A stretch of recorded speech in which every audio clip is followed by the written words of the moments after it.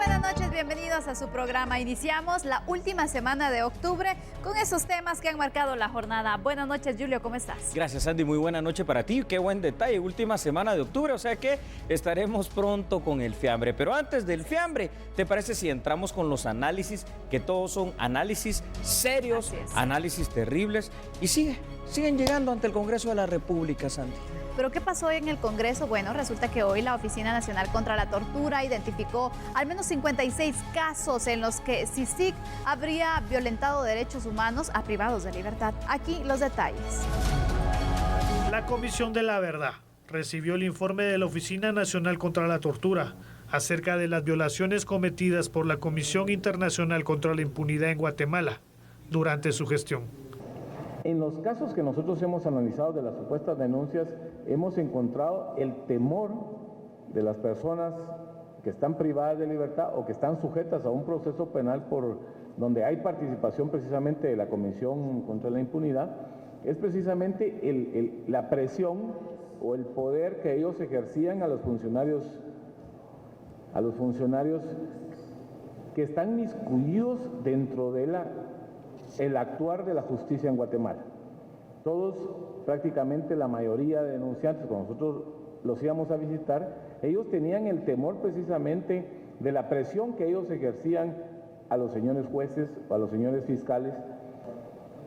A través de eso, nosotros determinamos que las presuntas violaciones de tortura que nosotros logramos determinar en las denuncias presentadas eran por temor de riesgo que corre a su integridad física, supuestas extorsiones y amenazas, supuestamente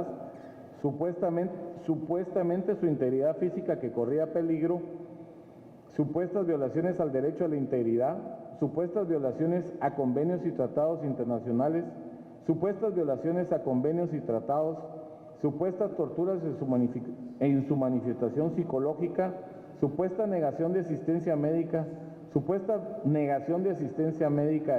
en su manifestación. Ahí tenemos más claro el cuadro, ustedes lo tienen también. Su integridad física como peligro y supuesta negación, posibles tratos crueles, inhumanos o degradantes, Aun cuando Guatemala ha ratificado convenios internacionales, los plazos de prisión preventiva se han sobrepasado, lo que ha causado tratos crueles en contra de las personas. Esta oficina, en las 56 denuncias que se desarrollaron en las visitas practicadas por los diferentes relatores, se lograron determinar extensión de tratos crueles inhumanos, precisamente por el exceso de los plazos constitucionales establecidos. Según la Oficina Nacional contra la Tortura, se hicieron recomendaciones a los organismos encargados de impartir justicia, pero no fueron respondidas. Bueno, ahí lo tiene usted. La Oficina de Prevención en contra de la Tortura de Guatemala debe precisamente como misión, escuche usted, impulsar la prevención de prácticas de tortura o de tratos crueles, inhumanos o degradantes. Es por ello, Sandy, que el día de hoy el representante de dicha instancia, junto a otros personeros de la misma, se presentaron ante la Comisión de la Verdad del Congreso a indicar y a manifestar que muchas personas afectadas por CICIG se abocaron a ellos a presentar denuncias también. Argumentaron que de hecho poseen evidencia sobre 56 casos concretos, distintos en los cuales pues se violentaron derechos humanos relacionados sobre todo a lo que en derecho llamamos el debido proceso. Destacan el abuso, por ejemplo, de la práctica cuasi obligatoria de aplicar la prisión preventiva, la vulneración de presunción de inocencia e el irrespeto de los plazos procesales dictados por la ley penal, y que de alguna forma ellos aducen que era una presión directa de la CICIG tanto a jueces como magistrados, y por ello abuso de prisión preventiva, y por ello pues también esa situación que tanto hemos cuestionado acá en A la Medida de litigar, llamémosle así, ante los medios y no en tribunales, ¿verdad? Se ha dicho en varias ocasiones, y lo hemos apuntado aquí también, Julio, que, por ejemplo, el exceso a la prisión preventiva prácticamente se convierte en una tortura. Y hoy que asista esta comisión, la verdad es que dice mucho, ¿no? La verdad que sí, Sandy, sobre todo porque esto tiene realmente una concordancia fuera de que es una instancia nacional con los distintos informes que sí se han tenido, por ejemplo, del Alto Comisionado de las Naciones Unidas para Guatemala y de la comisionada también de prevención de tortura, pero específicamente de Naciones Unidas, que en varias ocasiones y en varios informes han afirmado lo que tú dices, es decir, la prisión preventiva en Guatemala ante el uso, el abuso y el exceso de la misma y ante obviamente los tratos crueles, inhumanos y degradantes que en el seno del sistema penitenciario se dan para muchos privados de libertad, se convierte primero en una pena anticipada y luego se convierte en lo que tú acabas de decir, en una tortura, en lo psicológico, en lo físico, y recordemos que muchas personas han llegado inclusive a perder la vida en la prisión preventiva. Efectivamente, y tomando en cuenta que otro de los puntos que también se valoraba era la presunción de inocencia, donde pues obviamente el hecho de que se esté señalando a una persona no significa que tiene que recibir estos tratos que bien apuntaba entonces la comisión. ¿Cómo ves entonces todo lo que se ha dicho más lo que ha indicado hoy esta comisión o esta oficina especialmente contra la tortura? ¿Cuál es ese análisis que se hace del actuar de CICIG al final, con los señalamientos que otras personas han hecho incluso privadas de libertad? Te voy a decir algo muy importante, es decir, fíjate tú, uno a veces hasta que no platica con los verdaderos operadores y protagonistas de la justicia en Guatemala, pues no se va enterando realmente de muchas cosas. Tuve la oportunidad este fin de semana, particularmente la noche del sábado, de hablar con uno de los jefes de fiscalía distrital, específicamente del Ministerio Público, de una de las fiscalías más importantes, voy a omitir cuál es, ¿verdad? Porque no viene a colación en este caso, pero él decía literalmente, a mí me molesta cuando se habla, decía el señor fiscal, de la transmisión supuesta de capacidades de CICIG al Ministerio Público. Todas las investigaciones las hacíamos en el Ministerio Público, las capacidades nosotros las hemos tenido y no consideramos que se haya trasladado eso. Más bien, me comentaba, lo que se trasladó fueron las malas prácticas que tú estás señalando de una manera atinada. En cualquier parte civilizada del mundo, la prisión es la última ratio, como se dice en derecho penal, es decir, lo último que pierdes. Mira los juicios en Estados Unidos, por ejemplo, claro, hasta que de verdad ya no fuiste citado, oído y vencido, entonces pierdes esa libertad. Pero acá esta es como que en lugar de ser la excepción, es la regla general, y es ahí donde se ha practicado particularmente. En lo que hoy la Oficina Nacional en contra de la tortura, las principales violaciones, 56 no son pocas, que señalan en contra de CICIG. Tenemos otros datos, Julio, para seguir ampliando esta información, porque es necesario conocer que la Comisión de la Verdad está recibiendo todos esos testimonios, las declaraciones, pruebas también de las personas y también de las instituciones que quieran hacerlo por parte de la comisión que está constituida por el Congreso. Esta comisión, cuando finalice con la recepción de todas las denuncias, la pregunta que queda en el ambiente es, ¿qué va a pasar?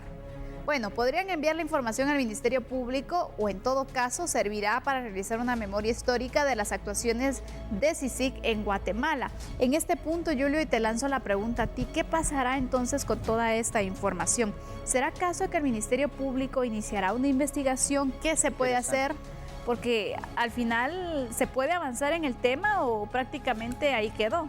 A ver, yo creo que aquí hay dos o tres cosas que analizar en esto que tú estás preguntando, que se constituye en algo fundamental, ¿no? Al final de cuentas. Número uno, creo que es sano que se conozca las cosas buenas y las cosas malas, y en este caso hasta las cosas obscuras probablemente e indebidas que todo personaje que actúe aquí en Guatemala realice. En este caso concreto, la CICIG, ¿verdad? Porque eso es lo que se está recibiendo por parte de esta Comisión de la Verdad. Número dos, yo creo que al final de cuentas lo que sí podrá hacerse será un documento al menos de memoria histórica, así como pasó en el tema del conflicto armado interno, para que quede ahí establecido y que alguien que esté interesado, así sea nacional o internacional, pueda leerlo. Y número tres, al final de cuentas deberán de decidir los diputados, que no son Ministerio Público, sí tienen la facultad, la potestad, y yo creo que sí la tienen, de enviar esta información al MP y que ya sea el Ministerio Público que tome las decisiones y en todo caso las acciones pertinentes en lo penal.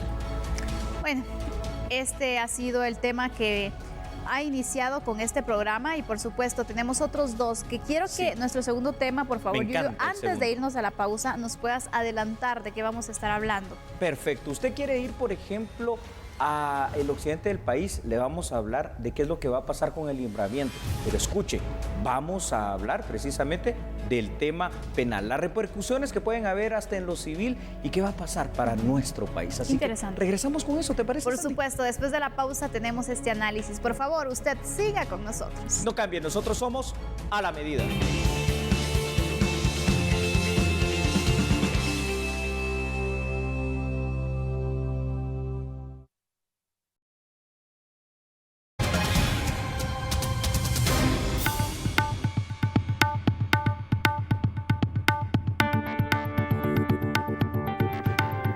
Gracias por seguir con nosotros. Fiscales contra la corrupción inician con las citaciones y se reúnen con auditores de la Contraloría General de Cuentas para avanzar en investigación del libramiento de Chimaltenango. Comisión de Auditores de la Contraloría General de Cuentas escucharon este lunes los lineamientos de la Fiscalía contra la Corrupción para profundizar en la investigación. La Fiscalía pidió a los auditores realizar un análisis financiero y técnico de la construcción del libramiento con base en las últimas visitas del lugar. Pues la reunión ha sido de mucho provecho. Ellos ya se encuentran trabajando en el área desde hace algún tiempo y ahora pues han recibido ya algunos lineamientos más específicos por parte de la Fiscalía contra la Corrupción para algunos puntos sobre los cuales nosotros necesitamos que se dictamine al momento de ellos rendir ya sus informes, aspectos técnicos y aspectos financieros. Obviamente debemos establecer los montos exactos que el Estado ha pagado a la empresa constructora o desarrolladora de este proyecto. Tenemos algunas cuestiones que debemos precisar en cuanto a las diferentes etapas del proyecto, desde su planificación hasta su ejecución. En los próximos días, los citados serán los directivos del Ministerio de Comunicaciones, según lo dio a conocer el jefe de la Fiscalía. Y es que el Estado también ejecutaría una fianza por más de 705 millones de quetzales si la empresa CONASA no finaliza los trabajos de reparación del libramiento en Chimaltenango. El titular de la cartera de comunicaciones, José Luis Benito, confirmó que si la empresa constructora del libramiento de Chimaltenango no finaliza los trabajos de estabilización de taludes antes del 30 de noviembre, se haría un reclamo de una de las cláusulas del contrato, la cual establece un pago del 15% del valor de la construcción. La ejecución de esta fianza nos daría los suficientes recursos para poder contratar inclusive una obra nueva de ser necesario, que fuera a enfocarse únicamente en los taludes. Así que esa sería la vía que recorreríamos si es que la empresa nos incumple en los plazos y en el trabajo adecuado que tienen que hacer. La garantía más grande del Estado en este momento es que la obra no ha sido recepcionada. Y para que la obra sea recepcionada tiene que entregarse a satisfacción del Estado. Si esa obra no es entregada a satisfacción del Estado, se ejecuta la primera fianza, que es la de cumplimiento de obra. La empresa constructora del libramiento de Chimaltenango firmó en 2014 un contrato en el cual se estableció las siguientes cláusulas. La primera fianza es por cumplimiento o recepción de obra y su monto es el 15% del valor del contrato adjudicado. La fianza de mantenimiento de obra y por último la garantía hasta por 60 meses. El costo total del libramiento superó los 478 millones de quetzales. Vamos a pasar a una materia que cuando estudiamos Derecho, Sandy, la llevamos por lo menos 2 años. Derecho Civil, ¿te parece? Muy bien. Vamos entonces con el análisis jurídico-legal de esto. El Derecho Civil en el libro correspondiente al tema de los contratos establece que existe en Guatemala el denominado contrato de caución, el cual no es más que una garantía de cumplimiento de contrato. Coloquialmente, al contrato de caución se le conoce en Guatemala como fianza y sirve para que exista precisamente no solo una garantía, sino que también exista un resarcimiento cuando se incumple un contrato.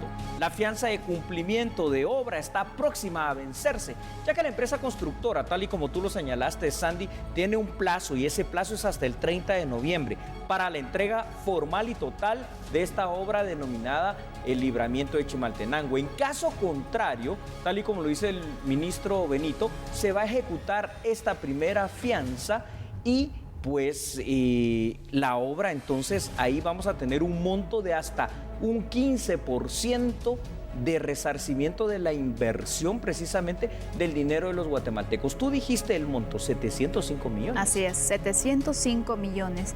Pero Esa es la primera fianza, correcto. Dime, por favor. Julio, al final esta fianza entonces, en palabras más sencillas, Sí. ¿qué significan y qué beneficios darían entonces sobre la obra? Claro que sí. A ver, para ponerlo así práctico. Ministerio de Comunicaciones contrata a una empresa, pero como parte del contrato, del acuerdo entre ambos, hay un seguro, llamémosle así. Este seguro es el contrato de caución económica, lo que denominamos fianza. Pero aquí no hay uno solo, sino que hay tres, de hecho. Pero ahorita estamos hablando de la fianza que se denomina de cumplimiento. Es decir, que se cumplió con lo establecido, que se cumplió con lo pactado, que tal y como estaban las condiciones puestas para la construcción del libramiento se hizo. Si esto no es así, y el plazo máximo es el 30 de noviembre, que ya es próximo también, entonces el Estado de Guatemala va a ejecutar esta primera fianza de cumplimiento. Es decir, allí se le va a reclamar a la empresa la devolución de estos 705 millones, porque significa que al no haber cumplido lo pactado, hay cosas que hay que reparar. Es evidente, ¿no? Con esto que estamos viendo, que hay digamos, ubicaciones en el libramiento, como en estas imágenes estamos viendo a la medida, pues donde los taludes están fallando, y es ahí donde está esta primera fianza. Pero ¿sabes qué, Sandy?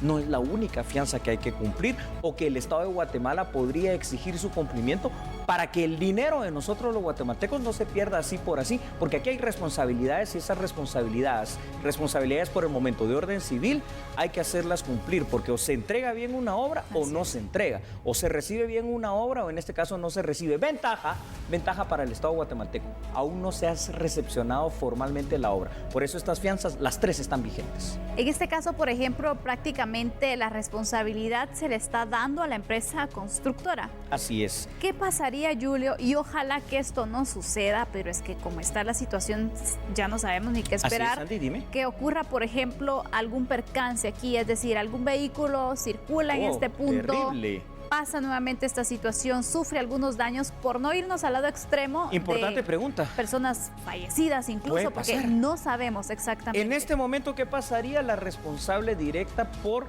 la existencia, primero, de las tres fianzas. Ya hablamos de la primera, la de cumplimiento. Por la situación jurídico-legal de que no ha sido recepcionada legalmente y formalmente la obra por parte del Estado guatemalteco, esto aún es responsabilidad de la empresa. Y responsabilidad no solo en lo civil, sino que en lo que tú estás hablando. Digamos, una lesión o una muerte de una persona que esté atravesando por este denominado libramiento, en este caso viene directamente la responsabilidad hacia la empresa constructora. Por eso esta situación es delicada, porque es que eso no debe de pasar bajo ningún concepto. Por supuesto, vamos a dar otros datos para poder ampliar y que de esta forma Julio nos pueda seguir explicando este tema. La verdad que es bastante complejo y llama mucho la preocupación. Hay que señalar que el libramiento de Chimaltenango también posee la cobertura de estas tres fianzas en total. Julio Talamonte ya mencionó una, el cumplimiento de obra, siendo estas entonces la fianza de mantenimiento de obra también la segunda y la fianza de garantía, que sería la tercera.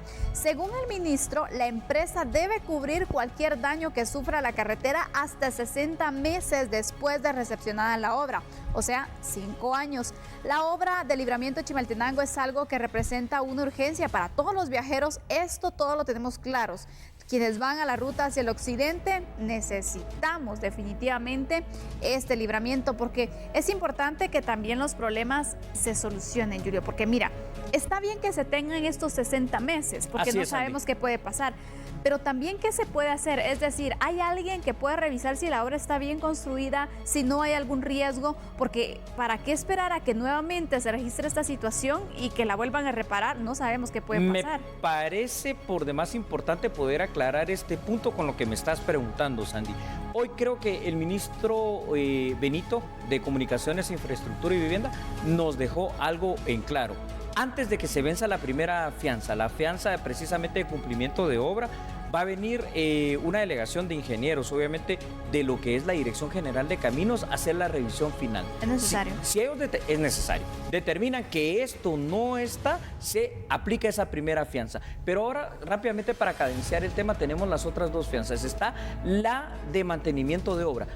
por 5 años esta empresa, cuando ya se recepcione formalmente, si pasa algún daño, por mínimo que sea, tiene la obligación legal de resarcirlo, pero además está la fianza de garantía. Si pasado ese tiempo o en el ínterin del mismo algo nuevamente no está bien, sí o sí debe cumplirse con la reparación del mismo. Creo que el Estado de Guatemala garantizó bastante bien con estas 3 fianzas el hecho de que la inversión de tu dinero, de sus impuestos, sea bien utilizado. Ahora lo que hay que hacer, y con esto te prometo que finalizo, es exigir el cumplimiento de la misma, porque no se pueden estar burlando de esta manera las empresas constructoras del dinero de todos nosotros.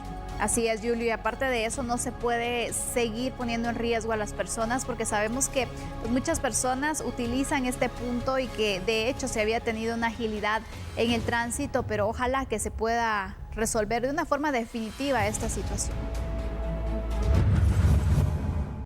Continuamos con la información acá en A la Medida. El Parlamento Centroamericano juramentó el día de hoy y también dio posesión a los diputados que integran la nueva Junta Directiva para el periodo, escuche usted, 2019-2020.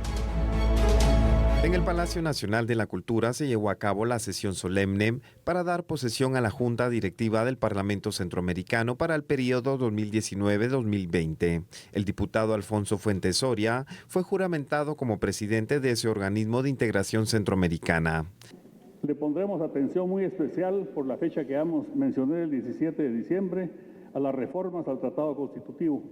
Hay una propuesta que desde ya ofrecemos, estamos a la mejor disposición de discutirla con el señor presidente electo, el señor presidente Jimmy Morales y los funcionarios que ellos estimen convenientes para avanzar en realidad. Proponemos la ampliación y fortalecimiento de la zona de libre comercio y la unión aduanera, concentrando esfuerzos en Nicaragua, Panamá y República Dominicana. Se va a incrementar cualitativa y cuantitativamente la divulgación de las acciones y logros del Parlacén, pero además de hacerlo en español, se van a incluir los idiomas de los pueblos indígenas y afrodescendientes en la promoción de una mayor participación de la sociedad civil para que haya un mejor conocimiento e información. De la sesión solemne participó el presidente Jimmy Morales y resaltó que el Parlamento Centroamericano es la ruta correcta para la integración regional. Hago votos para que cada diputado asuma con liderazgo el rol que le corresponde a través de este espacio de concertación regional. El Parlacén sigue siendo uno de los pilares de ese anhelo integracionista y por esa razón todos sus miembros deben ser consecuentes con los principios democráticos que promueven la unidad entre hermanos. Y qué mejor que esta sesión solemne de toma de posesión de una nueva Junta Directiva para el periodo 2019-2020, todos, los presentes y los no presentes, podamos comprometernos nuevamente con la libertad, la paz, la democracia y el desarrollo de Centroamérica. Desde ya, mis mejores deseos para la nueva Junta Directiva que será presidida por el notable guatemalteco Juan Alfonso Fuentes Soria, a quien le auguro todos los éxitos y lo mejor. Como Gobierno de Guatemala, seguiremos apoyando cada esfuerzo del Parlamento Centroamericano, como hasta la fecha lo hemos hecho, y qué mejor que escucharlo de las mismas palabras del presidente electo, que está con el doctor Yamatei toda la intención de poder apoyar el desarrollo de estos trabajos, con la condicionante que tenemos que cambiar, porque o cambiamos o cambiamos. ¿Es correcto? La Junta Directiva del Parlamento Centroamericano estará en funciones hasta el próximo 14 de enero de 2020 y está integrada por diputados de Guatemala, El Salvador, Nicaragua, Panamá y República Dominicana. Y el presidente electo Alejandro Yamatei participó también en el cambio de la Junta Directiva del Parlamento Centroamericano. Se refirió a la necesidad de reformar el funcionamiento de esta entidad. Tenemos la obligación histórica de principiar la reforma al Parlamento Centroamericano. Esa exigencia que los políticos de todo el área tienen que haber escuchado ya, de una sociedad que quiere ver un Parlamento que nos una, que nos represente, pero que también represente una causa común, es algo que tiene que obligarnos a la reforma de este Parlamento. Centroamérica requiere de un órgano político que efectivamente tienda a resolver los problemas que como región tenemos. No podemos seguir permitiendo que la desnutrición nos gane terreno. No podemos seguir viendo cómo destruimos nuestro medio ambiente. Hoy es tiempo, hermanos centroamericanos, de unirnos en una sola voz. O lo reformamos o lo cerramos. El Parlamento centroamericano tiene que cambiar para el bien de nosotros los centroamericanos. Rápidamente, Sandy, yo tengo una pregunta para ti. ¿Alguna vez te has sentido estafada, engañada o inconforme en alguna compra, en algún lugar, tienda o sitio? Por supuesto, en alguna ocasión nos ha pasado, pero la pregunta es, ¿qué pasa si nosotros colocamos la queja correspondiente? A veces cuesta un poco que esa sea atendida, pero ahora será mucho más fácil. Ya te voy a contar cómo. Después de la pausa vamos a conocer este nuevo método que han implementado por medio de la DIACO. Ya volvemos. Así es. Ay, perdón, no cambie, somos a la medida.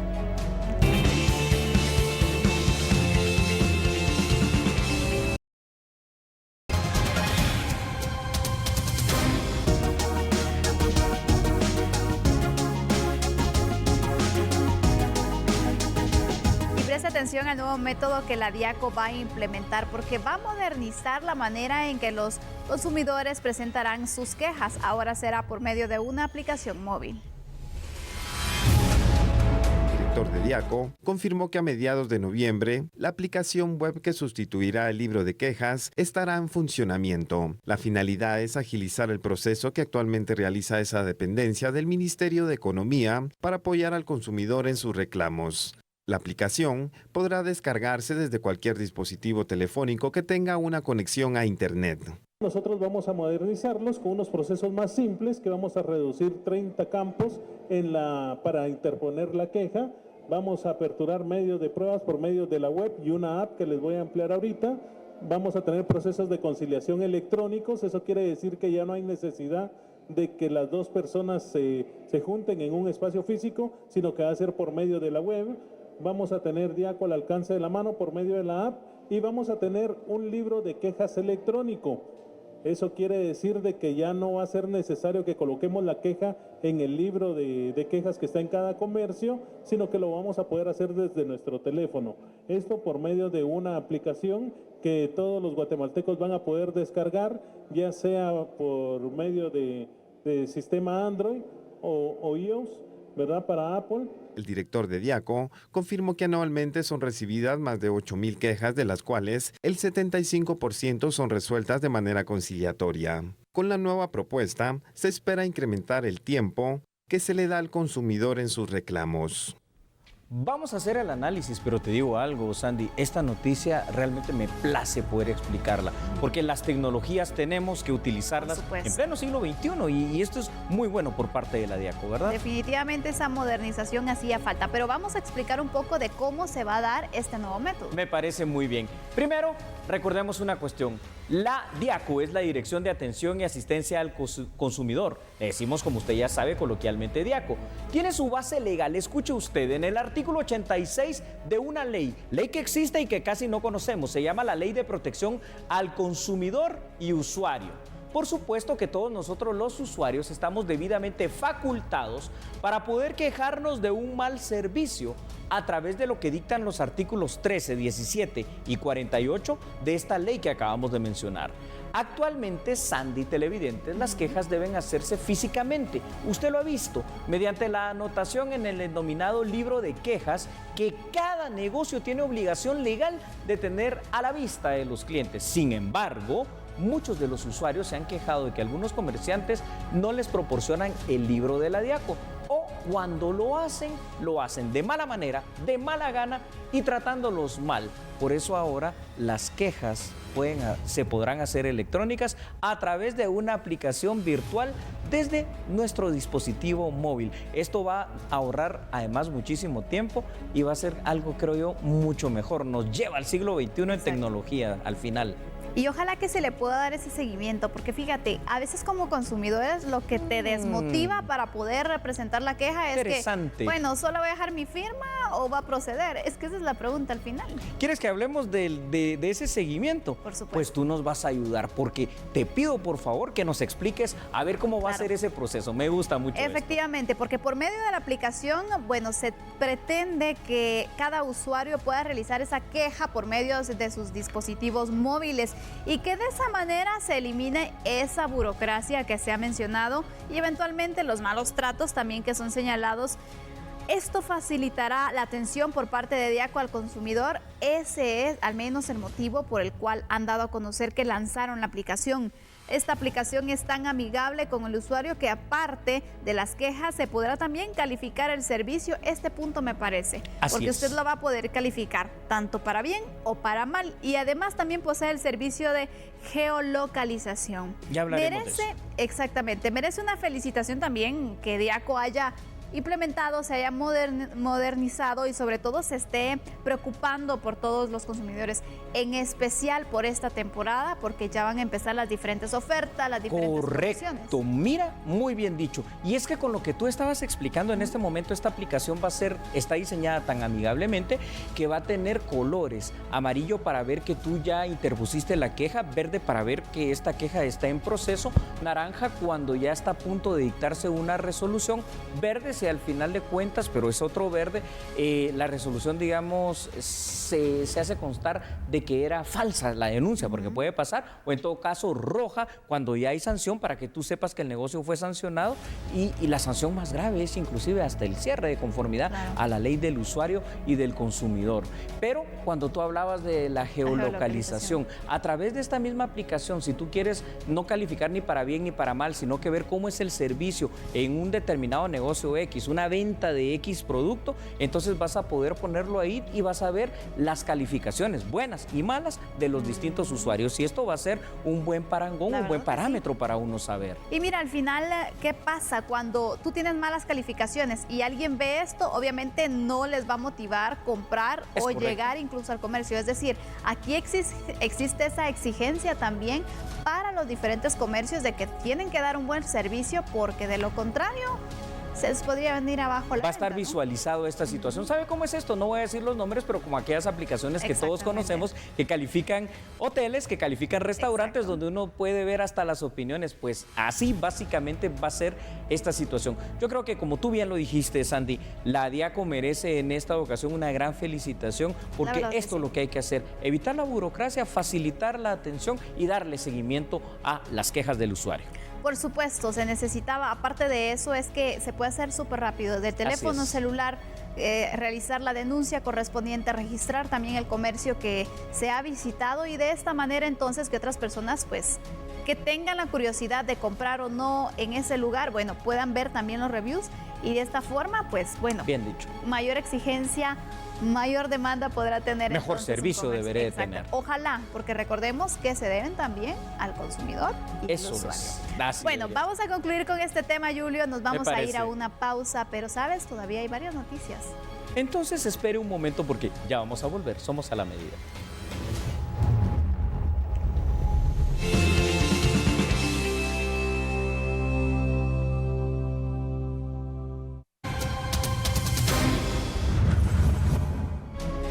La Fiscalía de Delitos contra el Ambiente realizó 30 allanamientos en el Estor Izabal.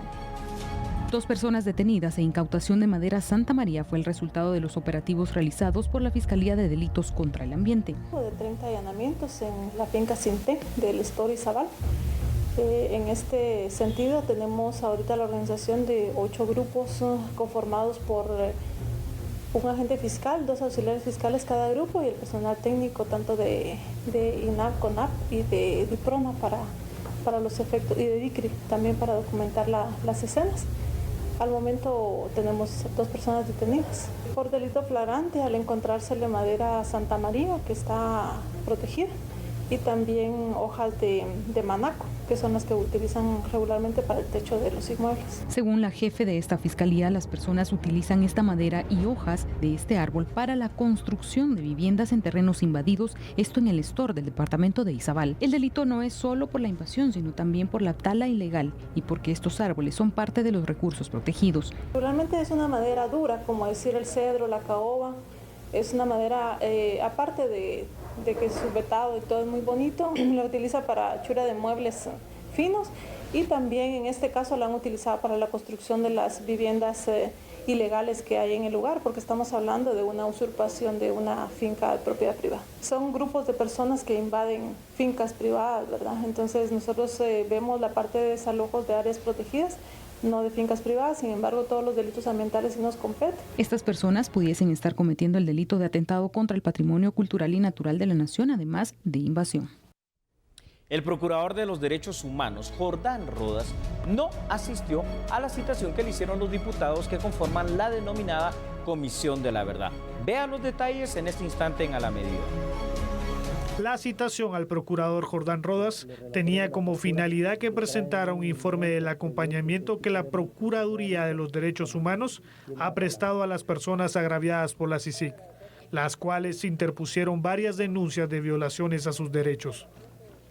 Él le debe explicaciones al pueblo de Guatemala y especialmente el poderse presentar a esta comisión para informar específicamente sobre las denuncias planteadas ante esa comisión de derechos humanos, a esa Procuraduría, de Derechos Humanos, en donde han puesto varias denuncias a la gente y que hasta el día de hoy no se tiene conocimiento de cuál ha sido el proceder de la Procuraduría de los Derechos Humanos respecto a las denuncias que muchos guatemaltecos han planteado en contra de la comisión, de la ex Comisión Internacional contra la Impunidad en Guatemala.